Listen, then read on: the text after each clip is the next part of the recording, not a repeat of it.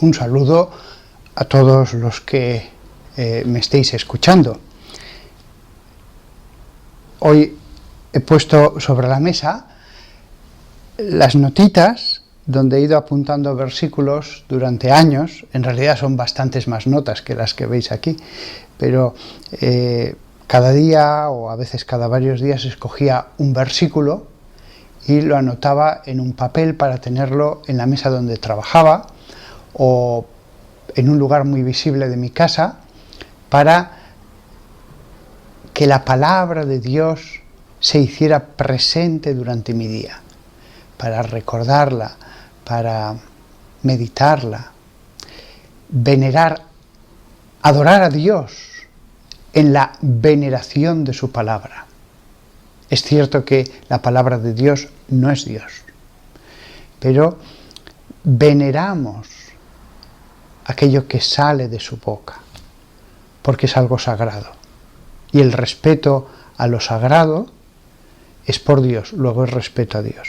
Y hoy he querido poner todo esto aquí encima para mostrar la belleza de la palabra de Dios. A veces ponía en letras más grandes la palabra primera de un versículo, gracia. Otras veces pues un pequeño dibujo con el versículo de la mujer que le tocó el manto. La mujer que toca el manto y queda sana. Y más versículos, con Dios todas las cosas son posibles. Palabras de Jesús, Mateo 18, 26, etc. Bueno, el caso es que hoy he querido desplegar la belleza de la palabra, al hablar de la palabra. También quiero dar un saludo de paso a un hombre que me ha dicho, padre, yo soy evangélico gitano. Pues cuánta alegría me da el que esa persona escucha a un hermano en la fe, a otro seguidor en Jesús como él, y después tú pues les prediques a tus hermanos la palabra. Qué bien si mis reflexiones, escuchando al mismo maestro, pues al final te llevan a que tú conduzcas a los gitanos más y más hacia Dios, porque es lo que todos pretendemos, que todos los pueblos sean conducidos a Dios. Hoy quería empezar a decir algo sobre la carta a los Gálatas. Una carta que Pablo escribió no a una iglesia, la que había en Tesalónica o la que había en la ciudad de Corinto, no, sino a una región. La única que está escrita a una región, la región de Galacia. Galacia, en lo que hoy día es la península de Anatolia, en Turquía, es una parte central, que estaba cerca de la zona de Cilicia, donde estaba Tarso, y también cerca de la zona donde estaban las iglesias de San Juan, a las que él envía sus cartas, y que probablemente pues evangelizó, dado que era un apóstol. Pues San Pablo escribe la carta a los Gálatas, a los que están en esa región que él había evangelizado desde un lado a otro en su primer viaje y que visitó en sus dos viajes posteriores. Hemos de leer esta carta como una explicación al Evangelio. ¿Por qué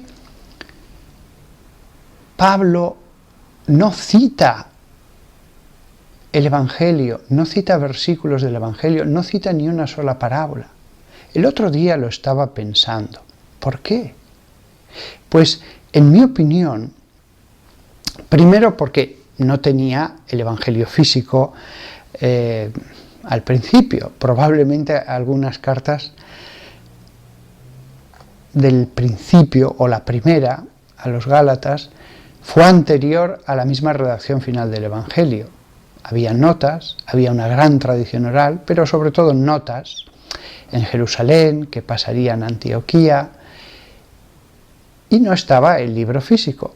Esta carta, que hoy voy a meditar un poco, probablemente era previa a que ellos tuvieran un rollo de papiro con el Evangelio. Pero sí que había notas, no simplemente una tradición oral, personas vivas que decían: yo vi a Jesús, yo le escuché decir esto, yo vi cómo sanó a un hombre de mi pueblo. No solamente tenían notas y una tradición oral, tenían la tradición oral y además notas escritas. Sin embargo, San Pablo no menciona ni una vez una parábola. ¿Por qué? Pues lo estaba pensando y llegué a la conclusión de que Pablo, que vivía en Antioquía todo el tiempo que no estaba haciendo viajes, hasta que ya se estableció en Roma, Pablo tenía que conocer que ya en Antioquía estaban recogiendo los testimonios de todos los sirios que habían ido hasta Palestina en sus peregrinaciones a Jerusalén y habían escuchado a Jesús. Pues ya estarían recogiendo todos esos testimonios con la idea de ver qué era fiable, qué era seguro, qué era aquello de lo que tenían varios testimonios, y ponerlo en un solo escrito, ya no en notas sueltas, en colecciones de dichos del Señor. Como él sabía que en Antioquía se estaba haciendo, tenían esa idea, y probablemente a posteriori se enteraron de que también en Jerusalén estaban empezando a redactar en un solo escrito todas sus colecciones de dichos y de milagros, Pablo tiene mucho cuidado de que sus escritos, sus propios escritos, no se conviertan en otro evangelio. Pablo, después de meditarlo, de llevarlo a la oración, debió decir: no quiero que exista el evangelio de Antioquía, el de Lucas, y después se enteraron que estarían haciendo lo mismo en Jerusalén, y el de Mateo, y además trocitos del Evangelio en Pablo. No. Que haya dos evangelios, en esa época todavía no estaba Marcos y menos todavía Juan, que haya dos evangelios. Lo mío va a ser una predicación, lo mío va a ser una reflexión teológica, pero no quiero que se convierta en otro evangelio parcial más, en otras versiones del Evangelio. ¿Por qué? Porque él sabía que la más pequeña discordancia, que no contradicción, con el Evangelio de Antioquía, el de Lucas, iba a dar lugar a muchos problemas, a muchas interpretaciones. Y por eso dice: no, si tengo algo que aportar, se lo diré a Lucas, a los ancianos que le están ayudando, porque la redacción de los evangelios fue una labor comunitaria. Fue una labor en la que Lucas recibía los textos conservados como tesoros por parte de aquellos 100 o 150 hermanos, y veía si había dos versiones del mismo hecho, podía comprobar con los testigos directos. Ya digo, habían hecho peregrinaciones a Jerusalén y muchos vivían en Antioquía, sobre todo en Antioquía, porque Antioquía era la segunda o tercera ciudad más grande del Imperio Romano. Alejandría, algunos dicen que era más, otros menos. Y era una gran ciudad con otra serie de poblaciones alrededor. Entonces él podía comprobar, lo hablaba con los ancianos de esas comunidades, ya no era una sola en Antioquía, eran varias, lo llevaban a la oración. El Espíritu Santo les ayudó, les inspiró, les iluminó, les aclaró cosas, y si no les quedó claras, no permitió que se escribiera nada que él no quisiera. El Espíritu Santo fue autor de ese evangelio, que en ese momento pensaban que iba a ser el evangelio, aunque después se enteraran de que en Jerusalén estaban haciendo lo mismo y siguieran adelante, porque se dieron cuenta de que tenían una serie de testimonios que no los tenían en Jerusalén, no solamente de los sirios que habían bajado a Jerusalén, sino también de los galileos. Hay zonas de Galilea que están tan cerca de Antioquía como lo puedan estar de Jerusalén, con una diferencia, con mejores comunicaciones. Con lo cual debieron pensar, mira, tenemos aquí este evangelio en griego para los gentiles y que en Jerusalén hagan un evangelio en arameo para los judíos. Pensaron que solamente habría dos evangelios, probablemente esa era la idea. Solamente habrá dos evangelios, el evangelio de los gentiles en griego, el evangelio para los hebreos en arameo. Ya sabemos que después Dios quiso que hubiera otros dos más, pero eso ya lo expliqué en otro sermón. La carta de los Gálatas probablemente es anterior a que se acabara la redacción de Mateo y de Lucas. Aún así, Pablo entiende este escrito, que se da cuenta que es un tratado, que es un fundamento de la fe, una de las piedras que van a colocarse en ese edificio de la fe. En esa época apenas había escritores cristianos, nada, eran gente muy sencilla. Y él quiere que sea una glosa a ese evangelio escuchado, no una adición. Por eso no vamos a encontrar parábolas, ni palabras de Jesús. Hay un momento en que Pablo cita a Jesús unas palabras que no aparecen en ninguno de los 4 evangelios. Dice, porque como dijo el Señor, hay más alegría en dar que en recibir. Pues bien, esa cita curiosamente no aparece en ninguno de los 4 evangelios. Vamos entonces a entrar, aunque ha sido un prólogo muy largo, en Gálatas, la carta a todas esas iglesias.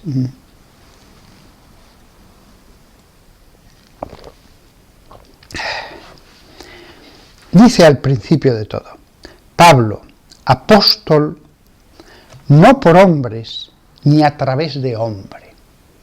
Esto es lo que dice literalmente. La primera línea de esta carta que escribió sobre papiro con un secretario. Está claro en las cartas de Pedro que solamente escribe alguna línea y a veces lo dice, mirad qué letras tan grandes hago. Él tiene un secretario y así él va pensando y el otro va escribiendo. Pablo, apóstol, no por hombres, ni a través de hombre. En la Biblia, que suelo leer muy literal, en inglés dice, Pablo enviado, porque apóstolos es enviado, no por humana comisión, ni por humanas autoridades. Sí, este es el sentido, no por humana comisión, ni por autoridades humanas. Él está enviado, dice, a través de Jesucristo y Dios el Padre. ¡Qué maravilla poder decir esto! Yo estoy enviado a predicaros la palabra porque me ha enviado el Padre, porque me ha enviado Jesús, lo mismo que Jesús tomó a los 12 para que fueran sus apostoloi, enviados, que Pablo puede decir, yo he sido enviado por Jesús. Pero también hay personas entre las que me escucháis que habéis sido enviados a predicar la palabra. No habéis visto a Jesús con los ojos de la carne, pero tenéis la completa seguridad de que Dios os envía a predicar la palabra. Esa persona que no conozco, que es gitano, evangélico, si él siente con todo su corazón, en su alma, que Jesús le envía a predicar la palabra. Puede estar seguro de ello. Otros no, otros dicen, no, a mí me pide que escuche, yo soy un discípulo. A lo mejor más adelante, cuando haya madurado, sentirá que Dios le envía. En realidad, todos los que vivan, mediten la palabra de Dios, fácilmente sentirán en un momento dado que Dios les envía. No quizás al principio, porque al principio uno es como un niño, está empezando a conocer la palabra, no está uno muy ducho para predicar, puede hablarle a un amigo, a un vecino, a alguien del trabajo, pero no es verdaderamente un apóstol, está empezando. También hay casos en que alguien esté convencido de ser un enviado de Dios y no lo es, también. Pero el que haya casos así, de personas soberbias y hasta personas con problemas mentales, no significa que haya otros que sí que sientan con toda verdad que Dios les envía a predicar la palabra, que Dios les envía a poner esa semilla en los corazones de otros hombres, de sus hermanos. Pablo había sido enviado por los ancianos de Antioquía, que era el lugar donde vivía. Eso aparece en Hechos de los Apóstoles. Pablo había sido enviado. Sin embargo, dice que él es apóstol no por hombres ni a través de hombre. Esto es muy interesante, porque a veces los hombres pueden nombrar pastor a alguien en una comunidad evangélica, la Iglesia Católica puede ordenar a alguien como sacerdote y le nombra párroco en un pueblo, y después descubrir que ha sido un error, incluso sin culpa, porque esa persona tenía problemas mentales, lo que sea, y no estaba capacitado desde el primer momento. La comisión humana puede equivocarse, pero Dios no. Cuando Dios, con su autoridad, envía a alguien, sabe muy bien a quién envía. Aquí, como veis, tanto en la Iglesia Católica como entre los evangélicos está ese problema entre el que se siente enviado y puede estar equivocado, y los que envían es una seguridad, la Iglesia, pero que también puede equivocarse y enviar a alguien que no es el adecuado desde el primer momento, incluso aunque también puede corromperse después, pero algunos ya fue un error desde el principio. Fijaos, la comisión de los hombres, de los hermanos, de la Iglesia, da una seguridad. No es lo que yo piense, es que la Iglesia de Dios me envía. Sin embargo, una comunidad puede equivocarse. Un obispo puede equivocarse. Así que las dos cosas son verdaderas. La Iglesia envía. Una comunidad envía. La persona puede sentirse enviada, pero el error puede venir por los dos lados, incluso simultáneamente. Sin embargo, en la mayor parte de los casos, afortunadamente, no se equivocan. No se equivoca la persona que siente que Jesús le envía.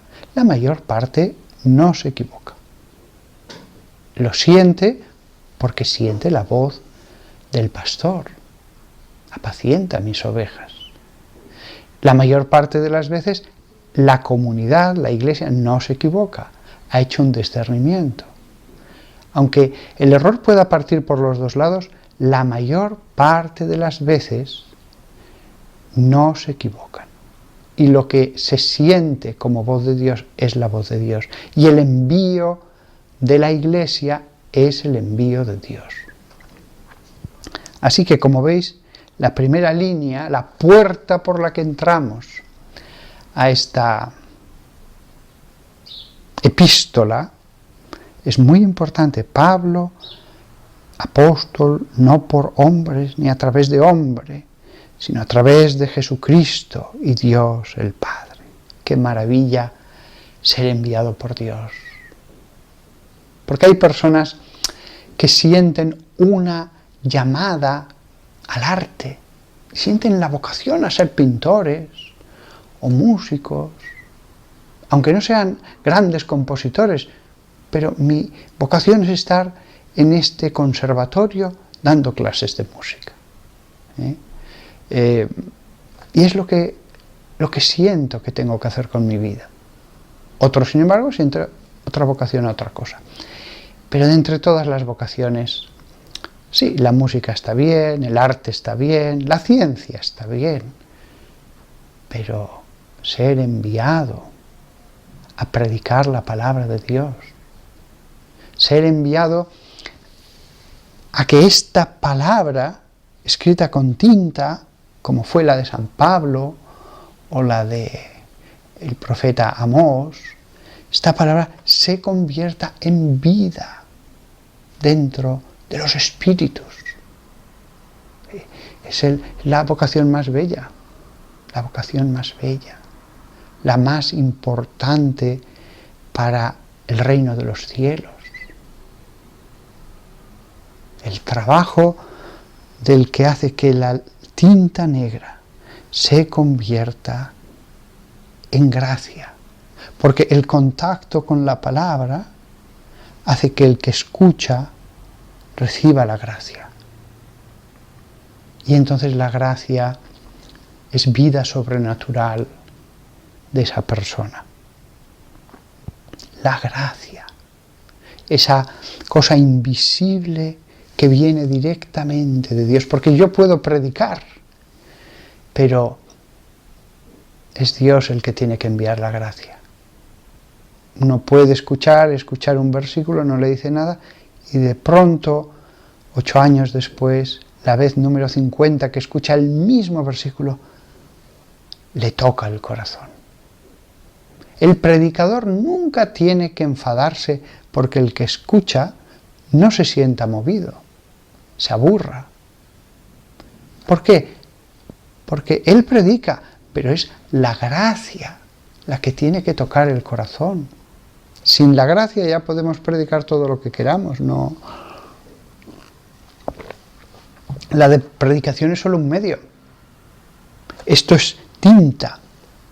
Si no viene la gracia cuando se escucha, no va a pasar nada. Continúa en la segunda línea San Pablo, después que ha dicho que él está enviado por el Padre Dios.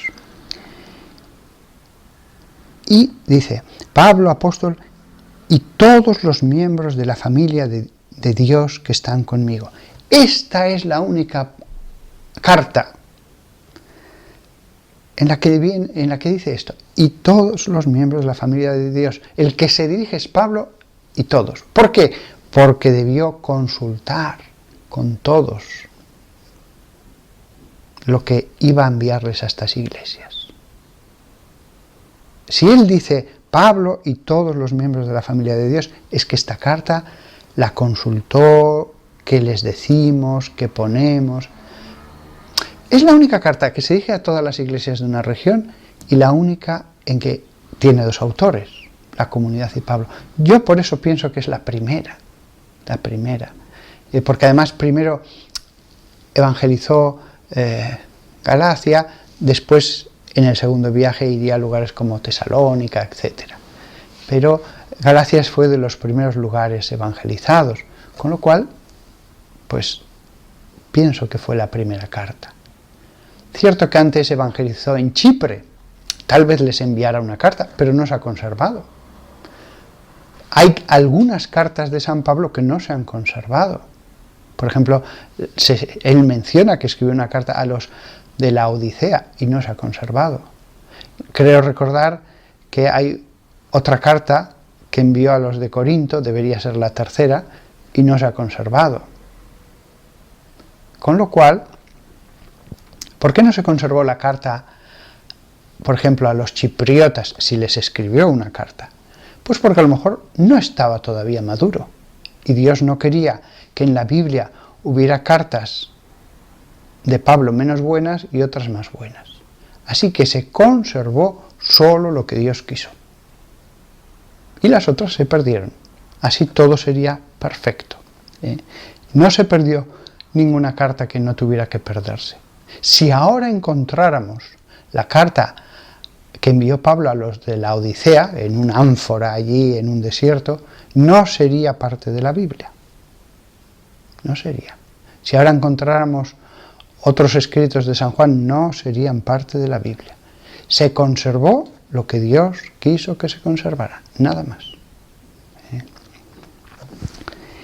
Fijaos que dice Pablo, apóstol, y todos los miembros de la familia de Dios. La Iglesia como familia. Qué bonito. La Iglesia como familia. Eso es lo que tenemos que conseguir, que sea una familia verdadera. Y para eso hay que quedar. ¿Cómo se refuerzan los lazos familiares? Comiendo. Los miembros de una comunidad, sea evangélica, sea una parroquia católica, quedad, cenad juntos, pasead juntos, haced cosas juntos. No podéis hacerlo con todos, son muchos, pero sí con algunos. Es cierto que también puede haber cosas que se hagan en la parroquia o en la iglesia evangélica, sí, pero nunca va a tener la profundidad del encuentro más personal.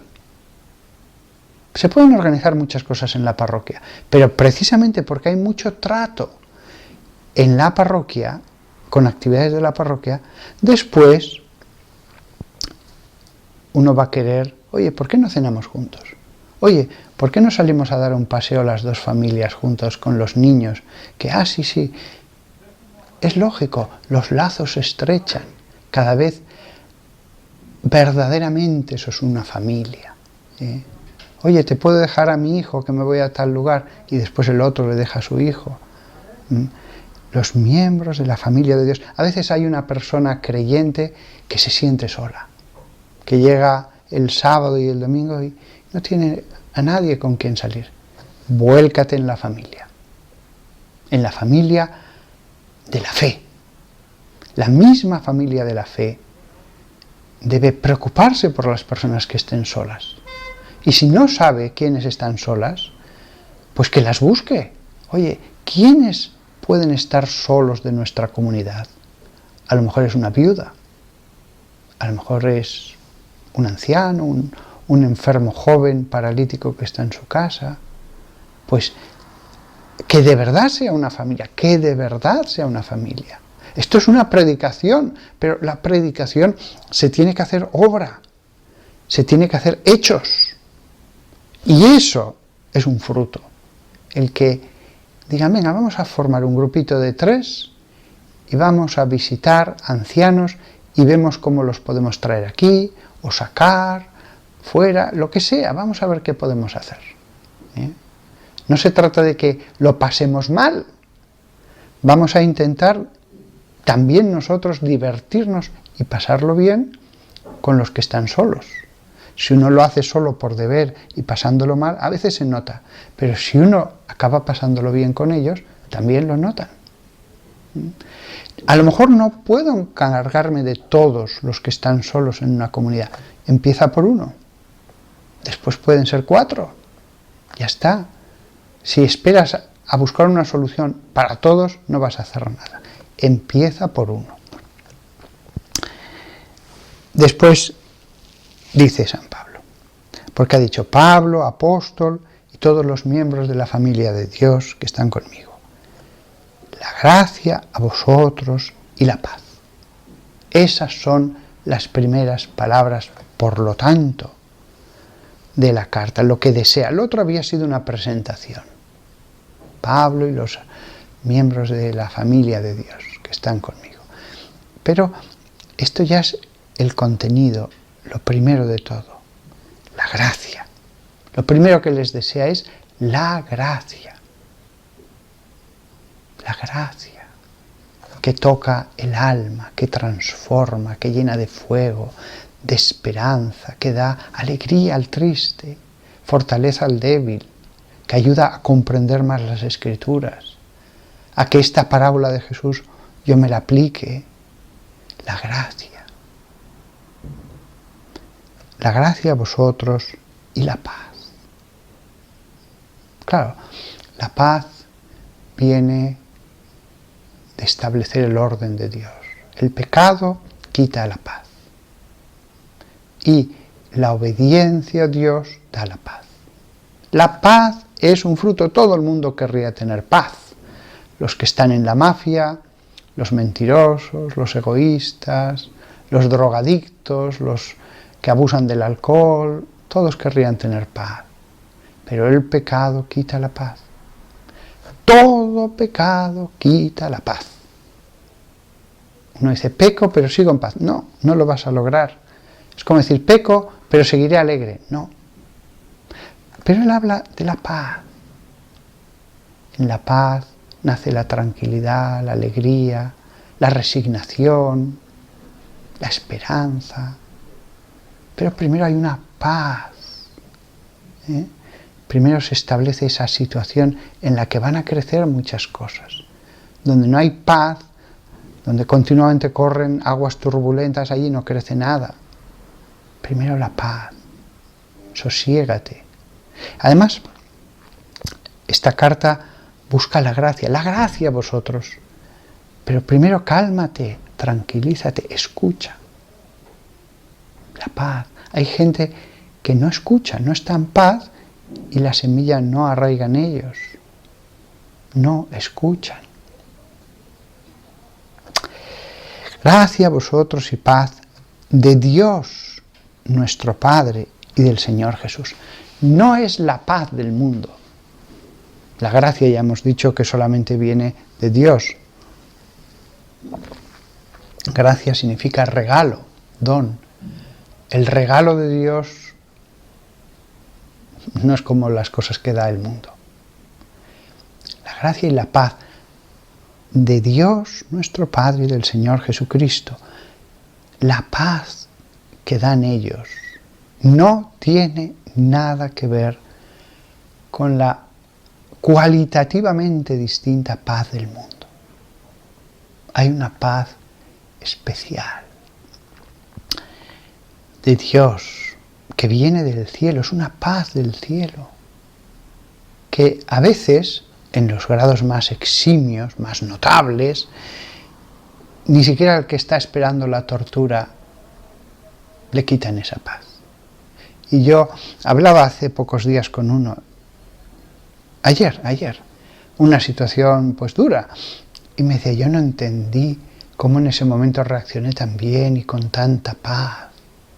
Sí, hay situaciones que enfadarían totalmente a alguien, sin embargo, hay una paz celestial en ese momento. Y el otro portándose tan mal y no turba esa paz. Esto cuánto lo deseo a los matrimonios, tantos problemas a veces que hay, tanto egoísmo y tanto pecado. Se pueden dar muchos consejos, hay libros de autoayuda y todas esas cosas humanas, que no digo que sean malas, no. Un buen consejo es un buen consejo, pero son consejos humanos. Mientras que la paz del cielo es otra cosa. Y en esa paz es donde actúa la gracia, donde se escucha la voz de Dios. Por eso, lo primero que dice el apóstol es gracia y paz. Gracia y paz. Paz de Dios nuestro Padre y del Señor Jesucristo, que se dio a sí mismo por nuestros pecados. Hace poco di unos sermones sobre el Levítico. Jesús es nuestro holocausto.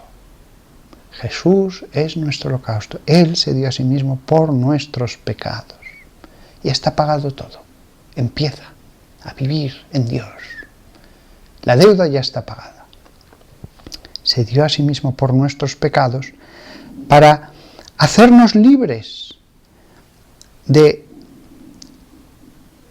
esta edad que tiene un mal, para hacernos libres del mal presente en esta edad, dice San Pablo, del mal presente en esta edad. También nuestra edad tiene mal, iniquidad, pecado. La palabra de Dios nos lleva a ver cuál es el pecado de nuestra edad. Creamos la palabra de Dios, no lo que nos digan los medios de comunicación. El mal de la presente edad. Dios se ha dado para librarnos. También hay un mal ahora, en este año, en este país, en esta generación. Los pecados son siempre los mismos. Y Jesús es el holocausto.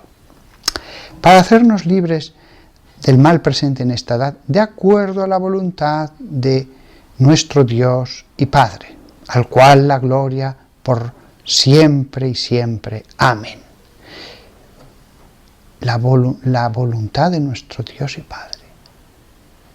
Eso es lo que importa. Libertad. Nos ha hecho libres en su voluntad.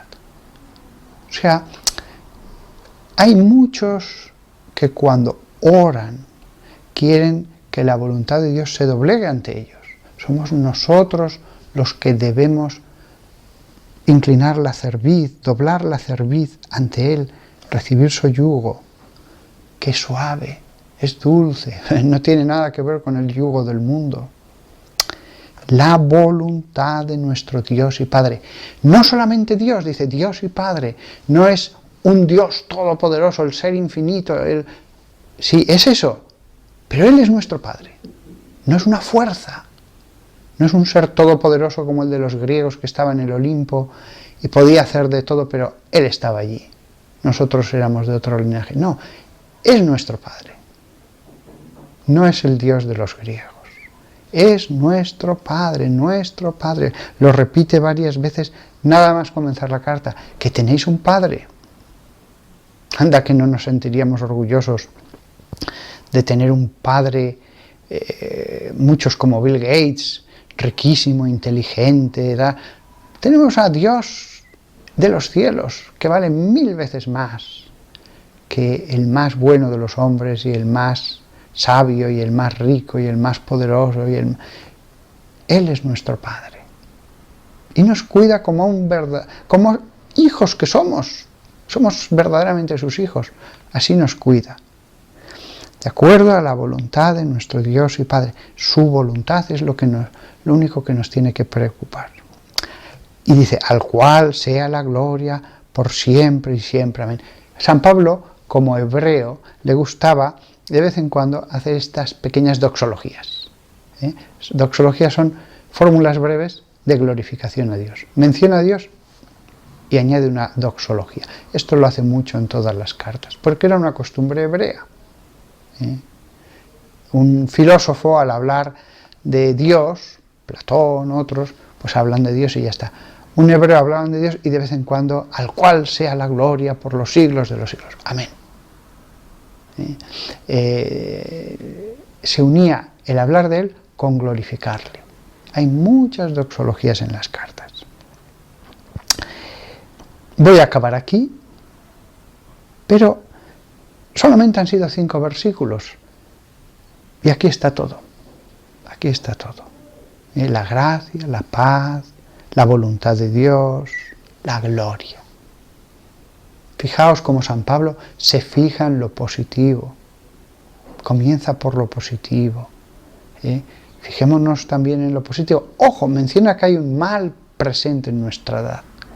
Pero los remedios, la gracia, la paz, ponernos en su voluntad, hemos sido hechos libres. ¿Nos sentimos de verdad liberados en Cristo?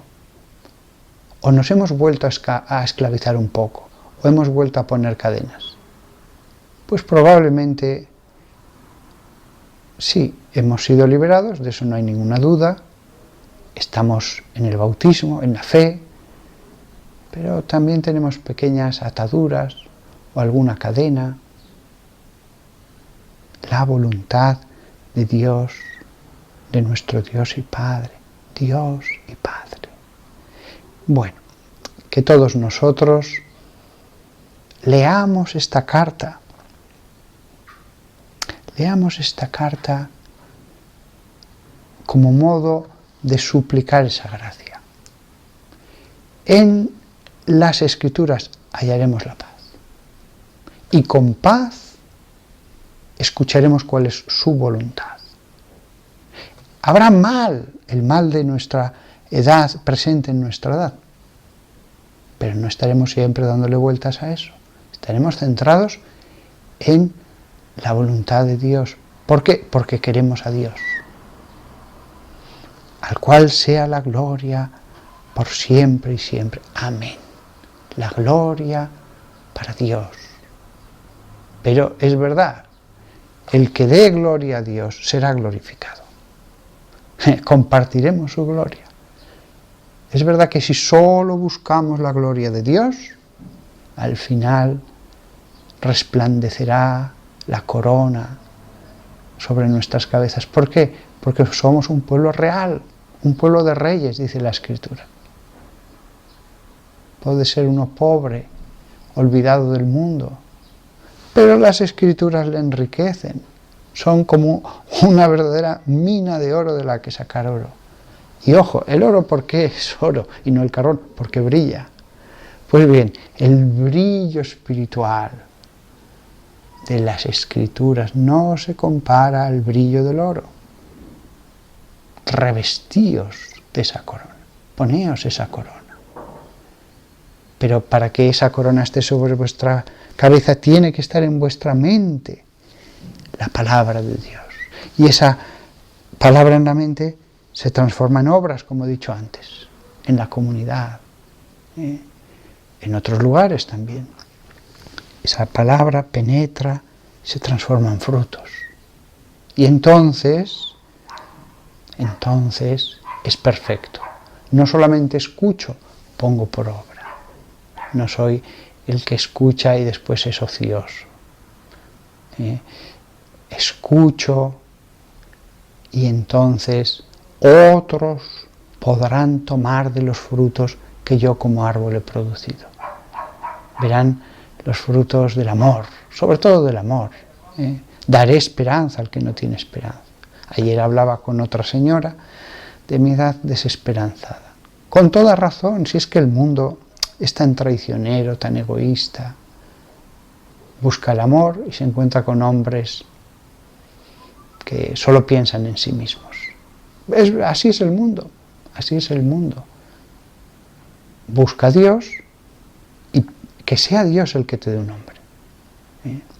Bueno, me estaba yendo por las ramas, pero es que efectivamente la palabra produce ramas en mí y esas ramas producen frutos. La palabra no se queda en sí misma. Lleva a Dios y la palabra crece en ramas que a su vez produce hojas que a su vez acabarán produciendo los brotes de los frutos. Acaba la charla, el sermón. Ahora es el tiempo del fruto. Acaba esta predicación. Es el momento de las obras. De decir, ¿cómo puedo yo poner en obra la palabra? Que todos nosotros busquemos la preciosa, perfecta voluntad de Dios, donde está nuestra felicidad. Amén.